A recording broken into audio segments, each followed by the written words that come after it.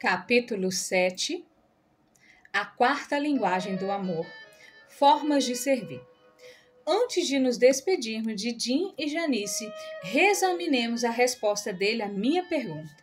Você se sente amado por Janice? Eu sempre me senti amado por ela, Dr. Chapman. Janice é a melhor dona de casa do mundo. Cozinha como ninguém. Minhas roupas estão sempre limpas e passadas. Ela é ótima para lidar com as crianças. Sei que ela me ama. A primeira linguagem do amor de Jim é o que eu chamo de formas de servir, ou seja, aquilo que você sabe que seu cônjuge gostaria que você fizesse. É procurar agraciar realizando coisas que ele ou ela aprecia, expressando amor através de diversas formas de servir. Estas formas podem ser as mais variadas possíveis, tais como preparar uma boa refeição, pôr uma mesa bem arrumada, lavar a louça, passar o aspirador, arrumar a cômoda, limpar o pente, tirar os cabelos da pia, remover as manchinhas brancas do espelho, aquelas causadas por pasta de dente, tirar os insetos mortos do vidro do carro, levar o lixo para fora, trocar a fralda do bebê, pintar o quarto, aspirar a estante, manter o carro em boas condições de uso, limpar a garagem, cortar a grama, tirar o mato do jardim, retirar as folhas mortas, aspirar a persiana, levar o cachorro para passear, dar comida para o gato, trocar a água do aquário. Todas formas de serviço. Para que sejam realizadas, é necessário pensar, planejar e executar. Dispêndio de força e energia. Se feitas com o espírito certo e positivo, são incontestáveis expressões de amor. Jesus Cristo nos deu uma ilustração simples, porém profunda, ao expressar amor através de uma forma de serviço quando lavou os pés dos discípulos. Em uma cultura onde as pessoas usavam sandálias e caminhavam por estradas poeirentas, era costume os servos da casa lavar os pés dos convidados que chegavam. Depois daquela simples expressão de amor, o Filho de Deus encorajou seus discípulos a seguirem seu exemplo. Anteriormente, Jesus dissera que em seu reino os que desejavam ser grandes deveriam ser servos um dos outros. Na maioria das sociedades existentes, o amor reina sobre o menor, mas Cristo disse que os que quisessem ser grandes deveriam servir aos outros. O apóstolo Paulo resumiu essa filosofia ao dizer: sirvam uns aos outros em amor. Pude observar o impacto de formas de servir em uma pequena cidade no estado da Carolina do Norte, chamada China Grove. Ela fica na parte central daquela região, originalmente estabelecida junto às árvores chamadas China Berry, fruta da China, perto da lendária Mayberry, em Griffith, distante 1h30 do Monte Pilot. Na época em que esta história aconteceu, China Grove era uma cidade têxtil com uma população de 1.500 habitantes. Devido a seus estudos de antropologia, psicologia e teologia, estive fora daquela localidade durante mais de 10 anos. Eu realizava uma das 2 visitas anuais que costumava fazer para manter contato com minhas raízes. A maioria das pessoas que eu conhecia, com exceção do Dr. Shin, o médico local, e Dr. Smith, o dentista, trabalhava no moinho. Havia naturalmente o pregador Black Boom, dirigente da congregação evangélica local. Para a maioria das pessoas que moravam em China Grove, a vida centralizava-se no trabalho e na igreja. A conversa no moinho era sobre a última decisão do superintendente e como ela afetara particularmente seu próprio trabalho. Os cultos focalizavam principalmente as antecipadas alegrias do céu. Naquele primitivo local americano, descobri a linguagem do amor número 4. Estava em pé debaixo de uma árvore chinaberry após o culto de domingo, quando Merck e Mary aproximaram-se de mim. Não reconheci nenhum deles. Deduzi que haviam nascido enquanto estivera fora. Apresentando-se, Merck disse: pelo que entendi, o senhor ministra estudos sobre aconselhamento conjugal, não é verdade? Sorri e lhes respondi: sim, estou começando. Então ele me interrogou: é possível um casamento dar certo se o casal discorda em tudo? Era uma daquelas perguntas teóricas a qual eu sabia que tinha um fundo pessoal. Desconsiderei a conotação teórica da pergunta e fiz-lhe uma interrogação pessoal. Há quanto tempo vocês estão casados? Há 2 anos e não concordamos em nada. Dê-me algum exemplo. Bem, para começar, Mary não gosta que eu vá caçar. Trabalho a semana inteira no moinho e quando chegam aos sábados gosto de infiltrar-me na floresta. Não são todos os sábados, mas somente quando a temporada de caça está aberta. Mary, que estivera calada até então, disse: quando a estação de caça não está aberta, ele vai pescar. E não é verdade que ele caça somente nos sábados. Ele sai do trabalho para ir caçar. 1 ou 2 vezes por ano tiro 2 ou 3 dias de licença. E juntamente com outros colegas vamos caçar nas montanhas. Não vejo mal algum nisso. E em quem mais vocês discordam? Perguntei. Bem, ela quer que eu vá à igreja o tempo todo. Não me importo de ir aos cultos aos domingos de manhã, mas à noite prefiro descansar. Tudo bem que ela queira ir, mas não acho que eu precise estar lá também. Mary novamente replicou. Você também não quer que eu vá. Faz escândalo cada vez que eu passo pela porta em direção à igreja. Sabia que aquela conversa não deveria continuar ali, embaixo daquela árvore e em frente à igreja. Como um jovem aspirante e conselheiro, achei que me metia em algo muito complicado para mim. Mas como tinha sido treinado para fazer perguntas e ouvir, continuei. Em que mais vocês discordam? Dessa vez, Mary respondeu. Ele quer que eu fique em casa o dia inteiro e faça todo o serviço doméstico. Fica simplesmente maluco se eu visito minha mãe ou saio para fazer compras ou qualquer outra coisa. Ele imediatamente interrompeu. Eu não me importo que ela visite sua mãe. No entanto, quando eu chego em casa, eu gosto de achar tudo em ordem. Há semanas em que ela não arruma nem a cama durante 3 ou 4 dias. E nos outros, quando chega, ela nem ao menos começou o jantar. Trabalho duro e gostaria de alimentar-me logo ao chegar. Além disso, a casa está sempre na maior bagunça.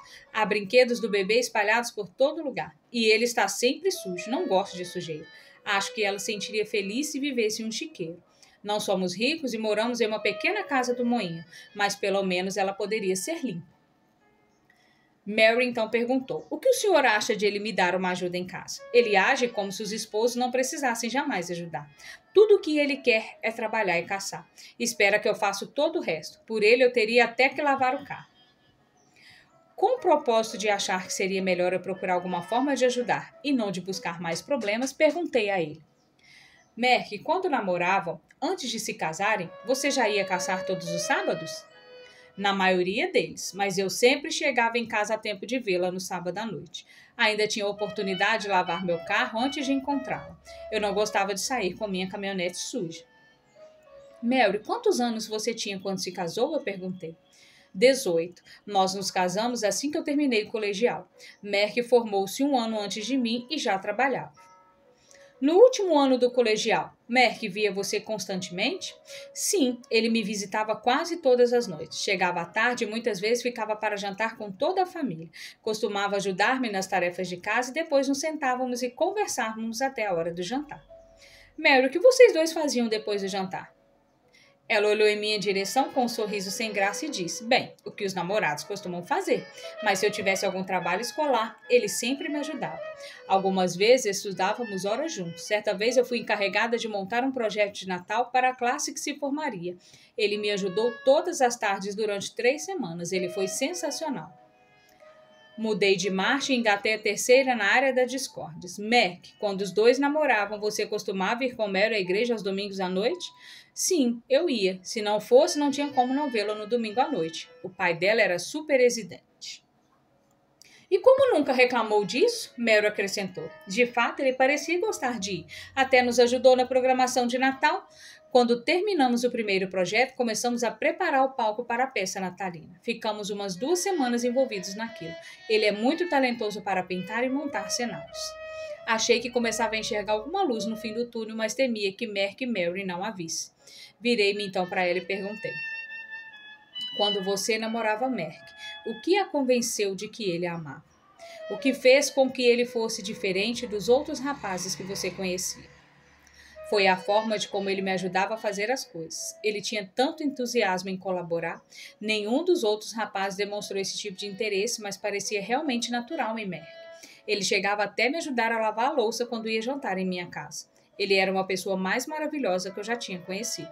Mas foi só a gente casar e tudo mudou. Ele não fez mais nada. Dirigindo-me novamente para Merck, perguntei: em sua opinião, por que você acha que fazia todas aquelas coisas para ela e com ela antes de casar? Na época, para mim, era natural fazê-las. É o que se espera que alguém nos faça, se alguém gosta de nós. E por que você acha que parou de ajudá-la depois do casamento? Perguntei. Eu acho que pensei em ser como era minha família. Meu pai trabalha e minha mãe toma conta da casa. Nunca ouvi aspirar o pó, lavar a louça ou fazer qualquer outro serviço doméstico. Em virtude de minha mãe não trabalhar fora, ela mantinha a casa sempre limpa, cozinhava, lavava e passava. Acho que simplesmente pensei que deveria agir como meu pai. Torcendo para que ele raciocinasse como eu, perguntei. Merck, 1 minuto atrás, o que você ouviu Mary responder quando eu perguntei o que a fez sentir-se amada por durante o namoro? Ele respondeu, o fato de eu ajudá-la a fazer as coisas e realizá-las ao lado dela. Os pedidos direcionam o amor, mas cobranças impedem que ele seja liberado. Ainda dirigi-me a Merck e perguntei, dá para você entender como ela se sentiu rejeitada quando você parou de ajudá-la? Ele sacudiu a cabeça para cima e para baixo, então afirmei. Também é compreensível que você tenha seguido o modelo do casamento de seus pais. A maioria de nós faz isso. Mas sua mudança de comportamento com Mary foi muito radical. Isso fez com que ela achasse que seu amor por ela havia terminado. Depois virei-me para Mary e disse-lhe, o que você ouviu Merck responder quando eu perguntei a ele o porquê dele ajudá-la na época do namoro? Ele diz que são as coisas com as quais se espera que se façam quando uma pessoa gosta da outra, e realizava aquilo para demonstrar seu amor por mim. Ela acrescentou que aquilo era natural nele, porque na mente dele era essa a forma de se demonstrar amor. Então lhe perguntei. Quando os dois se casaram e foram morar em sua própria residência, ele esperou para ver o que você faria para demonstrar-lhe amor. Suas expectativas eram que mantivesse a casa limpa, cozinhasse, etc. Resumindo, ele aguardou que fizesse coisas por ele como expressão de seu amor. Você entende que, por não vê-la realizar o que esperava, ele passou a não sentir-se mais amado? Agora era Mary quem balançava a cabeça, e eu continuei. Meu ponto de vista do porquê de ambos estarem tão infelizes é que nenhum de vocês demonstra amor um pelo outro através de atos de bondade. Mary disse, acho que você está certo, e o motivo pelo qual parei de fazer as coisas para ele foi porque me ressenti de tanta cobrança. Era como se ele quisesse fazer com que eu ficasse igual à mãe dele. Eu concordei com ela. Você está certa, ninguém gosta de fazer as coisas forçadamente. O próprio amor é entregue espontaneamente, o amor não pode ser obrigatório. Podemos solicitar que os outros façam algumas coisas para nós, mas não devemos exigi-las. Pedidos direcionam o amor, mas cobranças impedem que ele seja liberado. Merck interrompeu-me e disse, é isso mesmo, Dr. Chapman, ela está certa. Tenho realmente feito muitas cobranças e críticas a Mary porque estou desapontado com ela como esposa. Disse mesmo algumas coisas muito cruéis que devem ter feito com que ela ficasse muito magoada comigo. Olhando para ambos, disse-lhe, acredito que as coisas agora podem ser consertadas. Tirei um bloco de papel do meu bolso e destaquei 2 folhas. Vamos tentar uma coisa? Quero que cada um de vocês se sentem nos degraus da igreja e faça uma lista de pedidos. Merck gostaria que preparasse uma relação de 3 ou 4 coisas que, se Mary resolvesse fazê-las, levaria você a se sentir amado quando chegasse à sua casa no final do dia.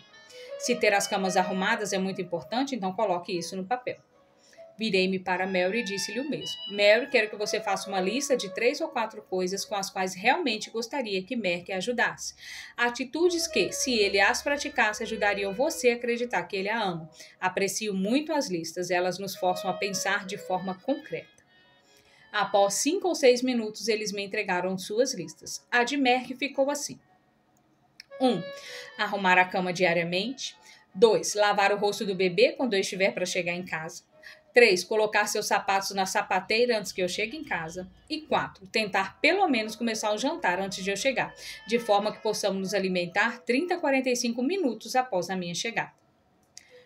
Li a lista de Merck em voz alta e disse, posso entender que se Mary decidir fazer essas 4 coisas, você as verá como formas dela demonstrar amor por você? Ele respondeu, é isso mesmo, se ela fizer essas 4 coisas, isso certamente cooperará muito para que eu mude minha atitude para com ela. Em seguida, li a lista de Mary. 1. Gostaria que ele lavasse o carro uma vez por semana e não esperasse isso de mim. 2. Gostaria que ele trocasse a fralda do bebê quando chegasse em casa, especialmente quando estou atarefada na cozinha no preparo do jantar. 3. Gostaria que ele passasse o aspirador na casa para mim pelo menos uma vez por semana. 4. Gostaria que no verão ele cortasse a grama todas as semanas a fim de não deixar que ela crescesse tanto a ponto de eu ter vergonha do nosso jardim. E então eu disse: Mary, entendo o que você deseja. Se Merck decidir fazer estas 4 coisas, você as receberá como formas genuínas de expressão de amor. É isso mesmo, seria maravilhoso se ele fizesse essas coisas para mim. Essa lista parece razoável para você, Merck? Perguntei-lhe. Você poderia fazê-la se assim decidisse? Sim, ele disse. Mary, você acha os itens da lista de Merck razoável? Você poderia realizá-la se assim decidisse? Sim, eu posso fazer essas coisas, mas eu me sinto frustrada porque não importa o quanto eu faça, pois nunca é suficiente. Merck, você entende que propõe uma mudança no modelo de casamento que você tem? Sabe de uma coisa? Meu pai corta a grama e também lava o carro, acrescentou ele. Mas pelo jeito ele nunca passou aspirador na casa nem trocou fralda de nenhum dos filhos, estou certo? Está. Você não é obrigada a fazê-las. Quero deixar isso bem claro. Porém, se as realizar, serão comunicadas como expressões de amor a Mary. E para Mary eu disse: você também precisa entender que não é obrigada a fazer as coisas da lista, mas se decidir realizá-la, estas 4 formas que realmente terão significado para ele. Virando-me então para ambos, disse: gostaria de sugerir que vocês tentassem esse novo procedimento por 2 meses e então avaliassem se os ajudou ou não. Ao fim desse período, talvez queiram acrescentar novos itens às suas listas e partilhá-las um com o outro. Eu, no entanto, recomendaria que não houvesse o acréscimo de mais de nenhum item por mês. Isso faz sentido, Mary replicou. Acho que você nos deu uma grande ajuda, acrescentou Merck. Virando as costas, ambos saíram de mão dadas e caminharam em direção ao carro. Ao ficar sozinho novamente, comecei a caminhar e disse em voz alta: acho que a igreja é para isso. Creio que vou gostar de trabalhar com aconselhamento. Eu nunca mais esqueci o enfoque obtido embaixo daquela árvore. Após anos de pesquisa, percebi que a situação de Merck e Mary foi muito especial para mim. Raramente encontramos um casal onde ambos possuem a mesma linguagem do amor. Tanto para Merck como para Mary, as formas de servir eram sua primeira linguagem do amor. Centenas de pessoas identificam-se com uma ou outra e reconhecem que a principal forma através da qual sente-se amada por seus cônjuges é através das formas de servir. Guardar os sapatos, trocar as fraldas do bebê, lavar a louça ou o carro, aspirar o pó ou cortar a grama falam muito alto para aqueles cuja primeira linguagem do amor é formas de servir. Você talvez indague, mas se Merck e Mary tinham a mesma linguagem do amor, por que possuíam tantos problemas? A resposta está no fato de que eles falavam dialetos diferentes. Eles faziam coisas um para o outro, mas não as que consideravam as mais importantes. Quando forçados a pensar de forma concreta, facilmente identificavam seus dialetos. Para Mary era lavar o carro, trocar a fralda do bebê, aspirar o pó e cortar a grama. Ao passo que para Mark era arrumar as camas, lavar o rosto do bebê, guardar os sapatos na sapateira e já ter o jantar começado ao chegar em casa. Quando começaram a falar os dialetos certos, os tanques do amor de ambos começaram a encher. Desde que a primeira linguagem do amor de ambos eram formas de servir, aprender o dialeto específico de cada um foi relativamente fácil para eles. Antes de deixarmos para trás Merck e Mary, gostaria de fazer 3 observações. Primeira, elas ilustram claramente que o que fazemos um para o outro antes do casamento não é garantia de que continuaremos a fazê-lo depois de casados. Antes do matrimônio, somos levados pela força da paixão. Após o casamento, voltamos a ser as pessoas que éramos antes de nos apaixonarmos. Nossas ações são influenciadas pelo modelo de nossos pais, nossa própria personalidade, nossa percepção do amor, nossas emoções, necessidades e nossos desejos. Apenas uma coisa é certa sobre nosso comportamento: não será o mesmo da época em que estávamos apaixonados. E isso me leva à segunda verdade ilustrada por Mary e Merck. Amor é uma decisão e não pode ser coagido. Merck e Mary criticavam o comportamento um do outro e não chegavam a lugar algum. A partir do ponto em que decidiram fazer pedidos um ao outro e não cobranças, o casamento tomou outro rumo. Críticas e cobranças não levam a lugar algum. O excesso de observações pode levar um cônjuge a concordar com o outro. Ele ou ela pode fazer as coisas do modo dele ou dela, mas, muito provavelmente, aquela não será uma expressão de amor. Você pode dar outra direção ao amor através de pedidos. Eu gostaria muito que levasse o carro, que trocasse a fralda do bebê, cortasse a grama, porém não há como colocarmos em alguém a vontade para tal. Cada um de nós decide diariamente amar ou não nossos cônjuges. Se escolhermos gostar dele, então a expressão desse amor da forma que seu cônjuge solicita, torná-lo-á mais efetivo em termos emocionais. Há uma terceira verdade que somente é ouvida pelos amantes mais maduros. As críticas de meu cônjuge sobre meu comportamento fornecem-me dicas quentes a respeito de sua primeira linguagem do amor. As pessoas tendem a criticar mais seus cônjuges na área em que eles menos têm suas mais profundas necessidades emocionais. A observação que fazem é uma forma inútil de suplicar amor. Se conseguirmos entender essa característica, tornaremos essas críticas mais produtivas. Uma esposa poderá dizer a seu marido após ser observada por ele: parece-me que isso é algo muito importante para você. Poderia explicar por que considera tal coisa tão crucial? Críticas exigem explicações. Uma conversa poderá transformar a crítica mais em pedido do que em cobrança. A constante reprovação de Mary à caça de Merck não significava que ela odiava aquele esporte. Ela culpava isso por deixá-lo impossibilitado de lavar o carro, aspirar o pó e cortar a grama. Quando ele aprendeu a suprir sua necessidade de amor ao falar sua linguagem emocional, ela se libertou para também apoiá-lo em seu esporte favorito. Capacho ou amante? Eu o sirvo há 20 anos. Isso inclui todas as modalidades de serviço. Sou seu capacho porque ele simplesmente me ignora, maltrata-me e humilha-me na frente dos amigos e da família. Não o odeio, não lhe desejo mal, mas estou profundamente magoada e não quero mais viver com ele. Essa esposa utilizou formas de servir durante 20 anos, mas sem expressão de amor. Seus atos demonstravam medo, culpa e ressentimento. Um capacho é um objeto inanimado. Você pode limpar os seus pés nele, chutá-lo, colocá-lo de lado ou fazer qualquer outra coisa que deseje. Ele não tem vontade própria. Pode servir a seu dono, mas não amá-lo. Quando nós, homens, tratamos nossas esposas como objetos, excluímos a possibilidade de receber amor. Manipulação que utiliza a culpa. Se você for realmente uma boa esposa, fará isso para mim. Não é uma linguagem do amor. Coação pelo medo, acho melhor você fazer isso para mim, se não se arrependerá, também não tem nada a ver com amor. Ninguém deve ser capacho. Podemos ser usados, mas somos criaturas que possuem emoções, pensamentos e desejos. Temos a habilidade de tomar decisões e de agir. Usar ou manipular outras pessoas não é um ato de amor, mas de traição. Você induz a quem manipula a desenvolver hábitos desumanos. O amor diz: pelo fato de eu amá-lo muito, não vou permitir que me trate desse jeito. Não é bom para você, nem para mim. Superando os estereótipos. O aprendizado da linguagem do amor, formas de servir, implica que examinemos nossos estereótipos dos papéis de esposo e esposa. Merck fazia o que a maioria de nós maridos realiza normalmente. Seguia o modelo dos papéis assumidos pelos pais. Porém, nem isso ele realizava direito. Seu pai lavava o carro e cortava a grama. Merck não fazia nada disso. Mas essa era a imagem mental que ele tinha a respeito do que o marido deveria realizar.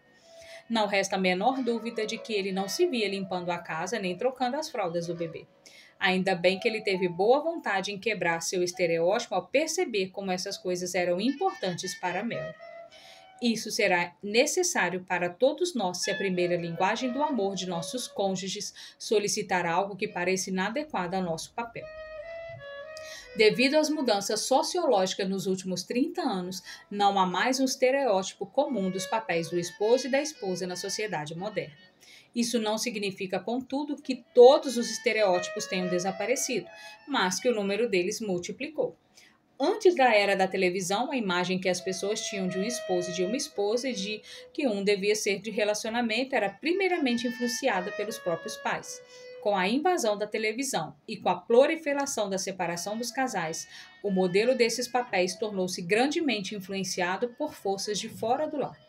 Sejam quais forem suas percepções a respeito, é muito provável que seu cônjuge possua expectativas diferentes a respeito dos papéis conjugais. É necessário vontade política para examinar e mudar estereótipos, e assim expressar amor de forma mais efetiva. Lembre-se, não há recompensas para se manter esses estereótipos. Por outro lado, há benefícios tremendos em atender às necessidades emocionais do seu cônjuge. Bem recentemente, uma esposa me disse: Dr. Chapman, vou mandar todos os meus amigos assistir a seu seminário. E eu então lhe perguntei: por que você fará isso? Porque meu casamento mudou radicalmente. Antes do seminário, Bob nunca me ajudava em nada. Nós dois começamos nossas carreiras após a faculdade, mas sempre coube a eu fazer tudo em casa. Era como se nunca tivesse passado pela cabeça dele realizar alguma coisa. Depois do seminário, ele começou a me perguntar de que forma poderia me ajudar. Eu fiquei maravilhada. No início, nem acreditava que fosse verdade, mas essa postura tem persistido já por 3 semanas. Ela suspirou profundamente e continuou: tenho de admitir que houve situações cômicas no percurso dessas 3 semanas, porque ele não sabia fazer nada. A primeira vez em que colocou a roupa para lavar, ao invés de usar o detergente diluído, colocou o alvejante. Nossas toalhas azuis ganharam lindas bolas brancas. Depois chegou a hora dele utilizar pela primeira vez nosso triturador de lixo.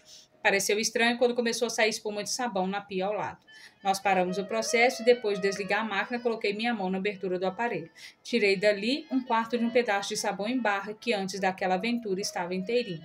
Mas ele me amava de acordo com a minha linguagem e o meu tanque de amor enchia-se gradativamente. Agora, ele já sabe fazer de tudo em casa e ajuda-me muito. Temos também bons momentos juntos porque não preciso trabalhar o tempo todo. E pode crer, também aprendi a linguagem dele e mantenho seu tanque cheio. Foi assim tão simples? Simples? Sim. Fácil? Não. Bob teve de trabalhar duro para quebrar o estereótipo com o qual convivera durante 35 anos. Não foi do dia para a noite, mas ele com certeza poderá dizer que aprender a primeira linguagem do amor de sua esposa e decidir-se por utilizá-la fez uma diferença tremenda no clima emocional de seu casamento. Passemos agora para a linguagem do amor, número 5.